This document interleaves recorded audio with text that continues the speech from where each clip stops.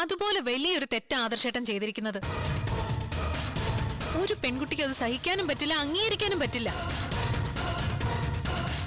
പിന്നെ നിന്റെ ചേച്ചി അതെല്ലാം മറന്നിട്ട് അയാളെ സ്നേഹിക്കുന്നുണ്ടെങ്കിൽ അത് അയാളുടെ ഭാഗ്യമാണെന്ന് കരുതിയാ മതി.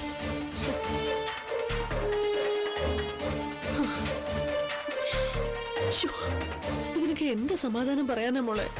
ഒന്നും പറയണ്ടമ്മേ. ചേച്ചി സംസാരിക്കുന്ന പോലെ നമ്മൾ സംസാരിച്ചാലേ തകരുന്ന ചേച്ചിയുടെ ജീവിതമായിരിക്കും. സ്വന്തം ഭർത്താവാണ് കുറ്റക്കാരനെന്ന് അറിഞ്ഞു കഴിഞ്ഞാലേ നയനേച്ചി അല്ല നവിയേച്ചി പിന്നെ കൈ കിട്ടുന്നെടുത്ത് അവന്റെ തലക്കടിച്ച് കൊല്ലും. അവസാനം എന്റെ ചേച്ചിയെ എനിക്ക് എന്നെ അറസ്റ്റ് ചെയ്ത് കൊണ്ടുപോയേണ്ടി വരും. അത്തരം സാഹചര്യങ്ങളൊന്നും ഉണ്ടാക്കാതിരിക്കുന്ന അമ്മ നല്ലത്.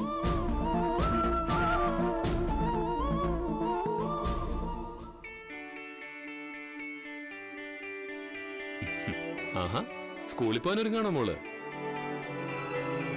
ഇനി മോള് സ്കൂളിൽ പോയി പഠിച്ചു മിടുക്കിയായിട്ട് ഒന്നാമതെത്തും അല്ലേ മോളെ? നയനാമ്മയല്ലേ കോച്ച്. അപ്പൊ പിന്നെ മോള് പഠിച്ചില്ലെങ്കിലല്ലേ അത്ഭുതമുള്ളൂ. ദേ പഠിച്ചില്ലെങ്കിൽ ഞാൻ നല്ല അടി തരും കേട്ടോ. ഹോംവർക്ക് ഒക്കെ കൃത്യമായിട്ട് ചെയ്തോണം. ഇത്തിരി വൈകിയ മോള് സ്കൂളിൽ ചേർക്കുന്നേ. അതൊന്നും കുഴപ്പമില്ല, ഞങ്ങളെല്ലാം പഠിച്ചെടുത്തിട്ടുണ്ട് അല്ലേ മോളെ? മോളെ സ്കൂളിൽ ചേർക്കുന്നതിന് മുമ്പ് അവളുടെ അമ്മയുടെ അടുത്ത് കൊണ്ടുപോണ്ടേ? കൊണ്ടുപോണം. അത് കഴിഞ്ഞ് സ്കൂളിലേക്ക് പോയാൽ മതി. മോളെ നമുക്ക് പോവാം. വാ.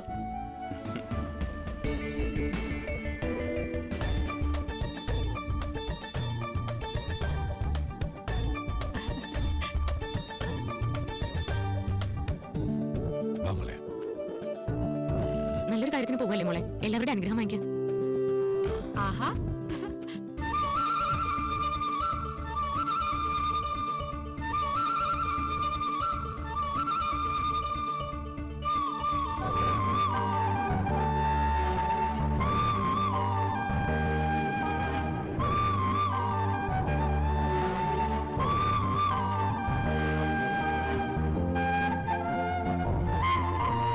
സ്കൂളിൽ ചേർന്ന് ഞാൻ നന്നായിട്ട് പഠിക്കണം കേട്ടോ. വലിയൊരു ഡോക്ടർ ആവണം. എന്നിട്ട് മോൾ തന്നെ മോളുടെ അമ്മയെ ചികിത്സിക്കണം.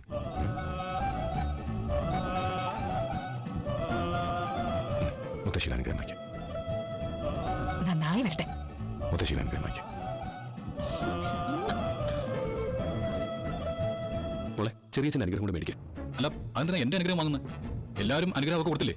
ഇനിയിപ്പോ ഞാൻ കൂടെ കൊടുക്കണോ? എന്താ നിനക്ക് കൊടുത്താല്? അത് വേണ്ട മുത്തശ്ശ, അതൊന്നും നവിക്ക് ഇഷ്ടപ്പെടില്ല. അതിന് അവളിവിടെ ഇല്ലല്ലോ. എങ്കിലും അവൾ പറഞ്ഞിട്ടുണ്ട് ചന്തുമോളായിട്ട് ഒരു ഇടപാടും വേണ്ടെന്ന്. അതെനിക്ക് അനുസരിച്ചേ പറ്റൂ. അനുസരണശീലമുള്ള ഒരുത്തൻ വേണ്ട മോളെ. ഇവൻ അനുഗ്രഹം മോള് വാങ്ങണ്ട. അങ്ങനെ വാങ്ങിയാ ഞങ്ങൾ തന്നെ അനുഗ്രഹം ഇല്ലാതായി പോകും. അത് ശരിയാ. പോകുന്ന വഴിക്ക് ചന്തുമോളുടെ അമ്മയുടെ അനുഗ്രഹം കൂടി വാങ്ങിട്ട് പോകാൻ നോക്ക്. അച്ഛൻ ഇവിടെ ഉണ്ട്, പക്ഷെ അമ്മ എവിടെയാണല്ലോ. അതേപ്പറ്റി ഒന്നും നീ പറയണ്ട. എന്ത് ചെയ്യണമെന്ന് ഞങ്ങൾക്കറിയാം. അയ്യോ, ഞാൻ പറഞ്ഞതേ ഉള്ളൂ. നമുക്ക് പോവാം. നിങ്ങൾ പോട്ടെ മുത്തശ്ശ. മോളെ എല്ലാവർക്കും ചാറ്റ് കൊടുക്ക്.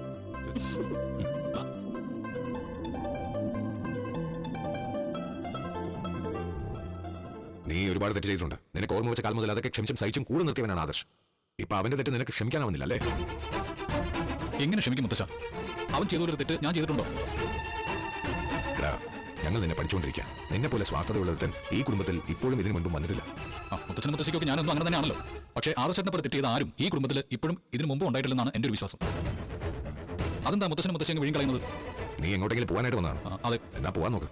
കൂടുതൽ സംസാരമൊന്നും വേണ്ട.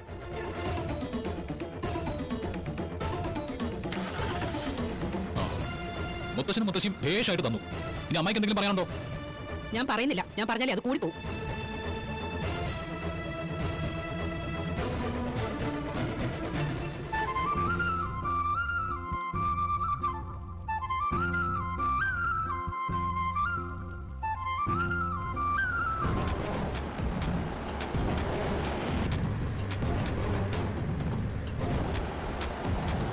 വണ്ടി വിട്ടു പോയിക്കോ. ചവിട്ടി വിട്, വിട്ടോ.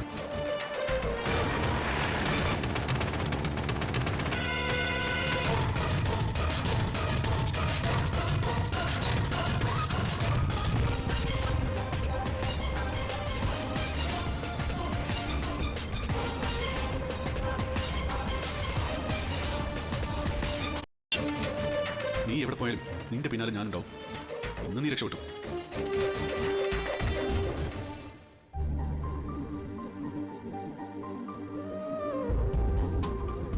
മോളുടെ പേരെന്താ? പേര് പറ മോളെ. ചാന്ദിനി. ആ നല്ല പേരാണല്ലോ. മോളുടെ അച്ഛന്റെ പേരെന്താ? ആദർശ്. അമ്മയുടെ പേരോ? അമ്മയുടെ പേര് പറഞ്ഞു. അനഘ. അമ്മ അനഘ, അച്ഛൻ ആദർശ്. അപ്പൊ ഇൻഷ്യൽ എന്ന് കൊടുക്കാം അല്ലേ? അതെ സർ. ചാന്ദിനി ആദർശ് എന്ന് കൊടുക്കട്ടെ? അത് വേണ്ട സർ. അമ്മയച്ഛനും ഒരുപോലെ അല്ലേ, അതുകൊണ്ട് ചാന്ദിനി എന്ന് കൊടുത്താൽ മതി. അങ്ങനെ പറഞ്ഞാൽ പറ്റില്ല. അച്ഛന്റെ പേരും കൂട്ടിയാണ് കുഞ്ഞുങ്ങളെ സാധാരണ സ്കൂളിൽ ചേർക്കാറ്. അതിപ്പോ അമ്മയുടെ പേരായാലും കുഴപ്പമില്ലല്ലോ സർ. എനിക്ക് കുഴപ്പമൊന്നുമില്ല. അങ്ങനെയാണെങ്കിൽ ചാന്ദിനി അനഘ എന്ന് കൊടുക്കട്ടെ? ആ അത് മതി. ശരി. ക്ലാസ് കുറച്ച് മുന്നോട്ട് പോയല്ലോ. ഇപ്പോഴാണോ വന്ന് ചേരുന്നത്? അതൊക്കെ ഞങ്ങൾ കവർ ചെയ്തിട്ടുണ്ട് സർ. എന്നാ പിന്നെ കുഴപ്പമില്ല. മോളെ കണ്ടാൽ അറിയാം മോൾ മിടിക്കുകയാണെന്ന്. ക്ലാസ്സിലും സ്കൂളിലൊക്കെ ഒന്നാമതെത്തണം കേട്ടോ മോളെ. എന്നാ പിന്നെ ഞങ്ങൾ പൊക്കട്ടെ സർ. ആ ആയിക്കോട്ടെ. ദേ സാറിനോട് പോയിട്ട് വരാമെന്ന് പറ. പോയിട്ട് വരാം. ആ ശരി. വാ.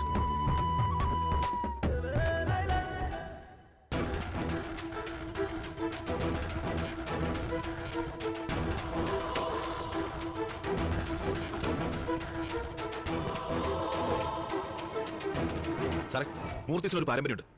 അതിൽ വെള്ളം ചേർക്കുന്ന ഒരു കാര്യവും ചെയ്യാൻ പറ്റില്ല സാറേ. എന്താ ഇപ്പൊ? വിത്തോട്ട് ബില്ലിൽ കുറച്ച് സ്വർണം പോയിട്ടുണ്ട്. എന്റെ അറിവോടെയല്ല അത് സംഭവിച്ചത്. എടോ, ഈ ബ്രാഞ്ചിന്റെ GM ഞാനാണ്. അതുകൊണ്ടാണ് ഇവിടുത്തെ സ്റ്റാഫുകളെല്ലാം എന്നെ അനുസരിച്ച് നിൽക്കുന്നത്. ഈ ബ്രാഞ്ചിന്റെ മേൽനോട്ടം എനിക്കാവുള്ളത്. അങ്ങനെ എളുപ്പോ ഇതുപോലെ വളഞ്ഞ വഴിയുള്ള സെയിൽ നടത്തിയാൽ അത് എന്നെ കൂടിയാ ബാധിക്കുന്നത്. കുറച്ച് അധികാരം ഉണ്ടെന്ന് കരുതി എന്നെ ചോദ്യം ചെയ്യാൻ വന്നേക്കരുത് കേട്ടല്ലോ. അതുപോലെ തന്നെ ഇവിടെ നടക്കുന്ന കാര്യങ്ങൾ ചൂടാറുന്നതിന് മുന്നേ MD എന്ന് പറയുന്ന ഒരുന്നുണ്ടല്ലോ, അവനെ വിളിച്ചും പറയരുത്. എന്നോട് അപ്പോയിന്റ് ചെയ്തത് ആദർശ് സാറാ. അതുകൊണ്ട് എന്ന് പറഞ്ഞാലും സാർ അറിയണമെന്ന് എനിക്ക് നിർബന്ധമുണ്ട്. ഓ, അപ്പൊ താൻ ഈ കാര്യം ആദർശിനെ വിളിച്ച് പറയുമല്ലേ? പറയുമെന്നല്ല, പറഞ്ഞു കഴിഞ്ഞു.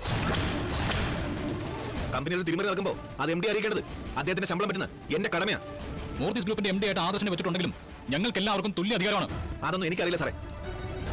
എന്നോട് MD പറഞ്ഞിരിക്കുന്നത് എനിക്ക് അനുസരിച്ചേ പറ്റൂ എന്ന് മാത്രമല്ല, മൂർത്തി സാറും ഇവിടുത്തെ കാര്യങ്ങൾ നന്നായി നോക്കണമെന്നാ എനിക്ക് തന്നിരിക്കുന്ന നിർദ്ദേശം. താനിത് വിളിച്ച് പറഞ്ഞെന്ന് കരുതിയിട്ട് എനിക്കൊരു ചുക്കും സംഭവിക്കാൻ പോകുന്നുള്ളൂ.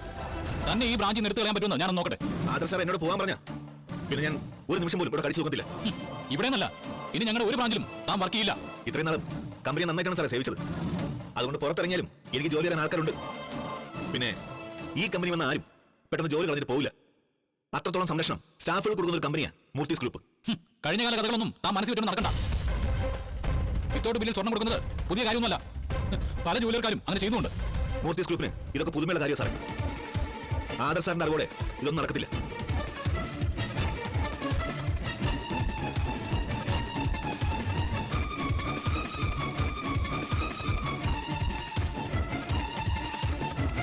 എടാ, ഇവനെയൊക്കെ എന്തിനിങ്ങനെ വളരാൻ അനുവദിക്കുന്നത്? അവൻ വെറും ഒരു മാനേജർ അല്ലേ? അവൻ എന്തിനാ നിന്നെ ഭരിക്കുന്നത്? എന്നെ വെറും നോക്കൂത്തി വെക്കില്ലമ്മേ. എനിക്കവിടെ അധികാരമൊന്നുമില്ലല്ലോ. വിത്തോട്ട് ബില്ലിൽ സാധനങ്ങൾ കൊടുക്കുന്നത് അത്ര വലിയ തെറ്റൊന്നുമല്ല. പല ജോലിക്കാരും അങ്ങനെ ചെയ്യുന്നുണ്ട്. ബ്രാഞ്ചിന്റെ ചുമതല എന്നെ ഏൽപ്പിച്ചെന്നുള്ളൂ. എനിക്കതല്ലാതെ വലിയ മെച്ചമൊന്നുമില്ല. ഒരു കുഞ്ഞൊക്കെ ഉള്ളതല്ലേ, അതുകൊണ്ടാണ് ഞാൻ അങ്ങനെ ചെയ്തത്. അതിന്റെ പേരിൽ ആദർശേട്ടൻ അഭിയെ കുറ്റപ്പെടുത്തേണ്ട കാര്യമൊന്നുമില്ല. തെറ്റിൽ മുങ്ങി നിൽക്കുന്ന ആൾക്ക് അഭിയെ വിമർശിക്കാൻ എന്ത് അധികാരമുള്ളത്? ഇതിപ്പോ ആദർശാണ് ചെയ്തിരുന്നെങ്കിലേ ഒരു പ്രശ്നമില്ലായിരുന്നു. അത് ഇരു ചെവി അറിയാതെ സോൾവ് ആയി പോയേനെ. നീ ആയതുകൊണ്ടാ ഇത് വലിയ സംഭവമായിട്ട് ഉയർത്തി കാണിക്കുന്നത്. അല്ല, മുത്തശ്ശിനെ അറിഞ്ഞോ അമ്മേ? അറിയത്തില്ല, നീ ചെയ്ത തെറ്റല്ലേ. അതുകൊണ്ട് പൊടിപ്പും തൊങ്ങലും വെച്ച് അവൻ മുത്തശ്ശനോട് പറഞ്ഞിട്ടുണ്ടാവും. പറയട്ടെ, അതൊന്നും നീ വലിയ കാര്യമാക്കണ്ട. മുത്തശ്ശൻ നിന്നെ എന്തെങ്കിലും പറയുകയാണെങ്കിൽ നമുക്കും തിരിച്ചു പറയാലോ. ഒരു ബ്രാഞ്ചിന്റെ ചുമതല എന്നെ ഏൽപ്പിച്ചു. അവിടെ സെയിൽ കൂടി കഴിഞ്ഞാലേ അടുത്ത ബ്രാഞ്ചും എനിക്ക് തരും. അല്ലെങ്കിൽ തരാൻ പറയും മുത്തശ്ശൻ. അത് ഒഴിവാക്കാൻ വേണ്ടിയിട്ട് ആദർശം മിക്കവാറും ഇത് ഉയർത്തിക്കാട്ടാനുള്ള സാധ്യതയുണ്ട്. അതിനു മുമ്പ് ഇവിടെ വെച്ച് തന്നെ ഇതങ്ങ് സോൾവ് ചെയ്യണം. എങ്ങനെ? മുത്തശ്ശൻ ഇപ്പൊ തന്നെ നമുക്ക് ചെന്ന് കാണാം. കേട്ടോ നവിയെ, ഇങ്ങനെ കിളവനെ പേടിച്ചും ഭയന്നു ഇരിക്കാതെ എല്ലാവർക്കും ഭാഗിച്ചു കൊടുക്കുന്നതാ നല്ലത്. എന്തായാലും മുത്തശ്ശൻ ശ്രമിച്ചാണല്ലോ. ശ്രമിച്ചതാ, പക്ഷെ ആ പ്രമാണം വായിച്ചു നോക്കിയപ്പോ ഞാൻ ഞെട്ടിപ്പോയി. എല്ലാ അധികാരവും അവന് കൊടുത്തോണ്ടാണ് അച്ഛൻ പ്രമാണം ചെയ്തത്. ആദർശിന് തീരുമാനിക്കാം ആർക്കൊക്കെ എന്തൊക്കെ കൊടുക്കണമെന്ന്. എനിക്ക് കുഴപ്പമൊന്നുമില്ല. അവനും അവന്റെ അച്ഛനും ആദർശ് പറയുന്നതല്ലേ കേൾക്കത്തുള്ളൂ. പക്ഷെ അമ്മായി അങ്ങനെ കേൾക്കുന്ന എനിക്ക് തോന്നുന്നില്ല. അതുകൊണ്ട് എന്ത് കാര്യ? അമ്മായിക്ക് ഇവിടെ ഒരു അധികാരമില്ല. അമ്മാവൻ പറയുന്നത് അമ്മായി കേട്ടേ പറ്റൂ. എന്തൊരു വീടാ ഇത്! സാധാരണക്കാരുടെ വീട്ടിൽ വരെ ആദർശേട്ടൻ ചെയ്ത തെറ്റ് ആരും ക്ഷമിക്കില്ല. അവിടെ ആരെയും കുറ്റം പറയണ്ട. തെറ്റ് ചെയ്തതിനു ശേഷം ഭാര്യയ്ക്ക് ഭർത്താവിനോടുള്ള സ്നേഹം കൂടിയല്ലേ ഉള്ളൂ. അത് മാത്രമാണോ? ഇപ്പൊ ചന്തുമോളെയും കൊണ്ട് ആദർശ് മാത്രമല്ലല്ലോ സ്കൂളിലേക്ക് പോയത്. അമ്മയുടെ സ്ഥാനം അലങ്കരിക്കാൻ നിന്റെ അനുജത്തിയും പോയില്ലേ? എന്നാ പിന്നെ നീ വാണ മോനെ, നമുക്ക് അച്ഛനെയും അമ്മയും കാണാം. മോളെ, ആദർശിന് പൊടിപ്പും തൊങ്ങലും വെച്ച് അച്ഛനോട് പറഞ്ഞിട്ടുണ്ടെങ്കിൽ അച്ഛന്റെ ഭാഗത്ത് നിന്ന് വലിയ സംസാരങ്ങളൊക്കെ ഉണ്ടാവും. അതിനെതിരെ നീ വേണം പ്രതികരിക്കാൻ. ശരിയാ നവ്യെ, നിനക്ക് നിന്റെ ന്യായങ്ങൾ പറയാം. ഞാൻ സ്വർണ്ണം മോഷ്ടിച്ചൊന്നുമില്ലല്ലോ. വിത്തൗട്ട് ബില്ലിൽ സ്വർണ്ണം കൊടുത്തല്ലേ ഉള്ളൂ. അതൊരു ക്ഷമിക്കാൻ പറ്റാത്ത തെറ്റൊന്നുമല്ലല്ലോ. എന്നാ നിങ്ങൾ വാ.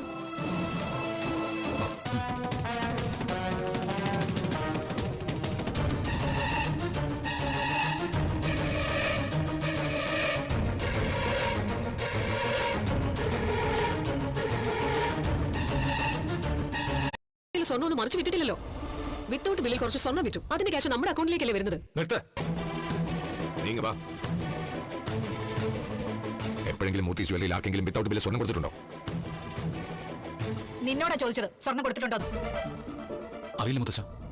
അറിയില്ലെങ്കിൽ പിന്നെ എന്തിനാ ബ്രാഞ്ചിന്റെ ചുമതല ഏറ്റെടുത്തത്? നമ്മുടെ ജ്വല്ലറിയുടെ രീതികൾ അറിയാത്തവൻ എന്തിനാ ബ്രാഞ്ചിൽ ഇരിക്കുന്നതെന്നാ ചോദിച്ചത്. അബി ബ്രാഞ്ചിൽ ഇരിക്കുന്നുണ്ടെങ്കിലും അതിന്റെ മേൽനോട്ടൊക്കെ പുതിയ മാനേജർക്കല്ലേ? നിന്നോട് ഞാൻ എന്തെങ്കിലും ചോദിച്ചോ? ഇവനോടാണ് ഞാൻ ചോദിച്ചത്. ഇവൻ മാത്രം ഉത്തരം പറഞ്ഞാൽ മതി. ആ ബ്രാഞ്ചിന്റെ മേൽനോട്ടം ഒരു മിടുക്കനായ മാനേജറെ ആദർശ് ഏൽപ്പിച്ചെങ്കിൽ നീ കഴിവേട്ടവനാണെന്ന് അവനറിയാം. ഞാൻ കഴിവിട്ടവനാ, സമ്മതിച്ചു. ആദർശേട്ടന് എന്നേക്കാൾ കഴിവുണ്ട്.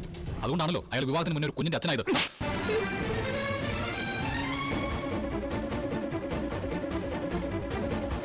ഇവിടെ അതല്ല വിഷയം. നീ എന്തിനാ മൂർത്തി ജ്വല്ലറിയിൽ പിന്തുടരാത്ത കാര്യങ്ങളെല്ലാം തുടങ്ങി വെച്ചത്? അതിന്റെ ഉത്തരവായി എനിക്ക് കിട്ടേണ്ടത്. ഈ വീട് പോലത്തെ ഒരു വീട് ഞാൻ ഇതിൽ കണ്ടിട്ടില്ല മുത്തശ്ശ. തെറ്റിൽ മുങ്ങിത്താണ് നിൽക്കുക ആദർശേട്ടൻ. അതൊന്നും ആർക്കും ഒരു വിഷയമല്ല. നിർത്താനല്ലേ നിന്നോട് പറഞ്ഞത്? നിനക്ക് സംസാരിച്ചാൽ മതിയാവുമെങ്കിൽ നിന്റെ മുറിയിലേക്ക് പോ. എന്നിട്ട് കണ്ണാടി നോക്കി സംസാരിക്കാം. തെറ്റ് ശരി എന്താണെന്ന് എനിക്കും ഇയാൾക്ക് നല്ല നിശ്ചയമുണ്ട്. നവ്യ പറയുന്നതിൽ ഒരു കാര്യമില്ല. ഇവന് നീയൊക്കെ വാ തുറക്കുന്നത് കള്ളം പറയാനാ. എന്റെ ജ്വല്ലറിയിൽ ഇങ്ങനെ ഒരു തീരുമാനം നടത്തുന്നത് പിന്നെ അവിടെ കാണില്ല. ഇവിടെ പിന്നെ ഇവരുടെ ഭർത്താവായതുകൊണ്ട് മാത്രമാണ് നിന്നെ ജോലിയിൽ നിന്ന് പിരിച്ചുവിടാത്തത്. ഇനി കൂടുതൽ സംസാരിച്ചാൽ മറ്റേതെങ്കിലും ജോലി തേടി പോയിന്റ് വരും. പറഞ്ഞിട്ട് കാര്യമില്ല ബി. ഇവിടെ ഇതൊക്കെ നടക്കും. നിനക്ക് സന്തോഷമായല്ലോ. നിന്റെ ഭർത്താവ് ഇവൻ ചെയ്ത ചെറിയൊരു തെറ്റ് വലിയൊരു സംഭവമാക്കി മുത്തശ്ശനോട് പറഞ്ഞു കഴിഞ്ഞു. സ്വന്തം തെറ്റ് മറക്കാൻ വേണ്ടിട്ടാ അയാൾ അബിയെ ബലിയാടാക്കുന്നത്. അതും ചെറിയൊരു സംഭവത്തിന്റെ പേരിൽ. ഇത് എന്നെ സംബന്ധിച്ചിടത്തോളം ഒരു ചെറിയ സംഭവമല്ല. എന്റെ സ്ഥാപനത്തോട് സത്യസന്ധതയുണ്ട്. ട്രസ്റ്റ് എന്ന വാക്കിന്റെ പര്യായമാണ് മൂർത്തി ജ്വല്ലറി. അതിന് കോട്ടം തട്ടുന്ന പ്രവൃത്തി ആര് ചെയ്താലും അവരെ പുറത്താ. പിന്നെ ഇവനെതിരെ കടുത്ത നടപടി എടുക്കാത്തത് എന്തുകൊണ്ടാണ് ഞാൻ പറഞ്ഞല്ലോ. ഇതുവരെ ജ്വല്ലറിയിൽ നിന്ന് ഇത്തരത്തിലുള്ള വാർത്തകളൊന്നും കേട്ടിട്ടില്ല. നവ്യ തന്നെയാണല്ലോ ഇവന് ജ്വല്ലറിയുടെ ചുമതല കൊടുക്കുന്നില്ലെന്ന് പരാതി പറഞ്ഞത്. ഇപ്പൊ കൊടുത്തപ്പോ കണ്ടില്ലേ? ഇന്നിവൻ വിത്തൗട്ട് ബില്ല് സ്വർണ്ണം കൊടുത്തു.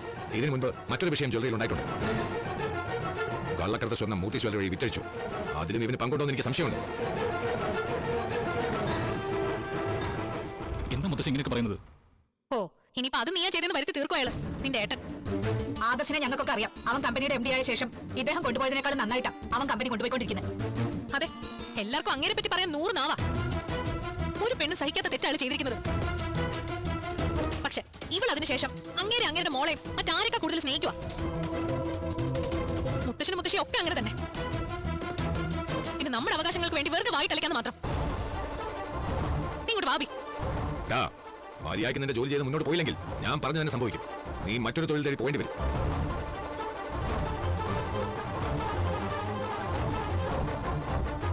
സത്യങ്ങൾ അറിയാതെയാണല്ലോ മോളെ മോളുടെ ചേച്ചി ഇങ്ങനെ ആദർശിനെ പഴിക്കുന്നേ. അതിലെനിക്ക് ഒരുപാട് വിഷമമുണ്ട് മുത്തശ്ശി. ഈ പോക്ക് പോവുകയാണെങ്കിൽ എല്ലാം വിളിച്ച് പറയേണ്ടി വരും മോളെ. അങ്ങനെ പറഞ്ഞു കഴിഞ്ഞാൽ നവേച്ചയുടെ കുഞ്ഞിന് അച്ഛൻ ഇല്ലാതാവും. എന്തിനാ മോളെ ഇങ്ങനെ ഒരു അച്ഛൻ? അവൻ ചെയ്ത പാപത്തിന് നമ്മൾ പ്രായശ്ചിത്തം ചെയ്യുന്നുണ്ട്. അപ്പോഴും അവനെ സഹിക്കുന്നതിന്റെ ഒരു വിഷമവും കുറ്റബോധവും ഒക്കെ എനിക്കുണ്ട്. ഞാൻ ആദർശനെ ഒന്ന് വിളിക്കട്ടെ. മുത്തശ്ശനും മുത്തശ്ശിയും പറഞ്ഞ പോലെ അഭിയെ ഇങ്ങനെ അഴിച്ചുവിടാൻ പറ്റില്ല.